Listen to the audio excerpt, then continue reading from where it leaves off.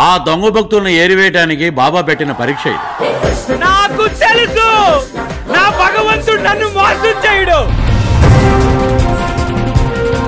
కృష్ణానంద స్వామి దొంగ బాబా కాదని తమ భక్తికి పరీక్ష పెట్టిన శ్రీకృష్ణుడని తెలిసిన భక్తజనం సంతోషంలో మునిగి తేలుతున్నారు. బాబా పెట్టిన పరీక్షలో తాము నెగ్గామంటూ బాబా భక్తులు హర్షాన్ని వ్యక్తం చేస్తున్నారు. బాబా దిక్కులేని వాళ్ళందరికీ నువ్వే దిక్కు స్వామి. నా పసుపు కుంకల్ని కాపాడిన దేవుడు వయ్యా నువ్వు. Thank you sir.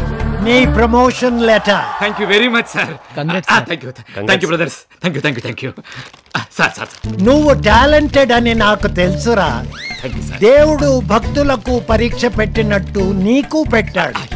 హర్ట్ చేసి ఉంటే సారీ రా. Congratulations my boy. Krishnananda Maharaj కి జై. ఇదేదో డ్రామాలా ఉంది సార్. వాడేమో దొంగనంటాడు, వీడేమో కాదంటాడు. మీడియాకి జనానికి మంచి టైంపాస్ దొరికింది సార్. ఇదంతా పబ్లిసిటీ స్ట్రాటజీలో ఉంది సార్. అంటే దేవుడు కూడా మార్కెటింగ్ టీం పని చేస్తోందన్నమాట.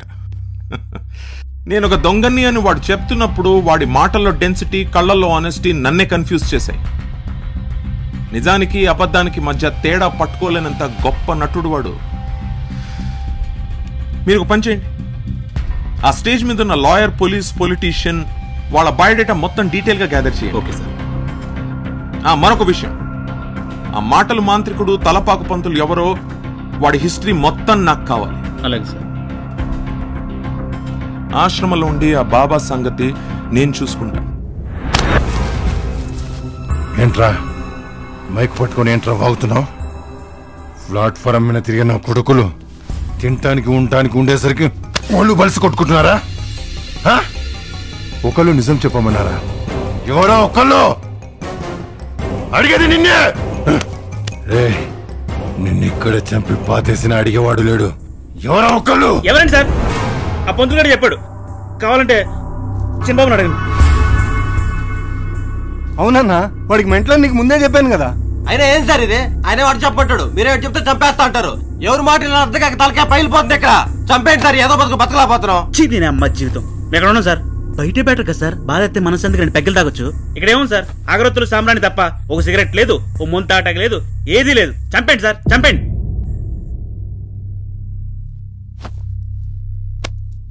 ఈ రోజు నుంచి అవన్నీ నీ బెడ్రూమ్ లో ఉంటాయి. వెళ్ళండి. Okay sir. Thank you sir. రై ఈ రోజు నుంచి ఆ పంతులు ఏం చెప్పినా పడుచుకోవద్దు. అలాగే సార్. అలాగే సార్. అన్నా, ఆ పిచ్చోడు చేసే తింగర్ పనులైనా మన ఆశ్రమం చాలా ఫేమస్ అయిపోయింది. 50 లక్షలు ఈ పాటికి హాయిగా ఏ దుబాయ్లో సెటిల్ అయిపోయాడు. మైండ్ దొబ్బిందన్నావు, నిజం అన్నావు, చివరికి ఏదో మాడతావేంటిరా? రే వాడే వరబాకురా, చిన్నప్పటి నుంచి కలిసి పెరిగావురా. కొడుకు నీకేమైందిరా? అటు చూడు ఎలా నవ్వుతున్నాడు. వాళ్ళు మామూలు కాదురా, చంపి పడదొప్పుతారు. అయినా మన దొంగలని ప్రెస్ మీట్ పెట్టి చెప్పాలరా?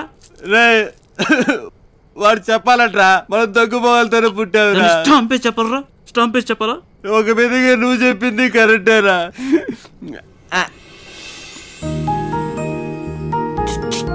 చేదిగేంద్రా చూడు. వచ్చావా?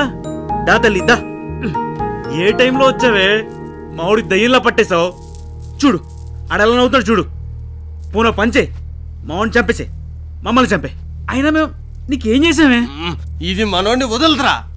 దో పో, చంపే పో. కసి తీరా పొడిచి చంపే పో. దా పొడిచే.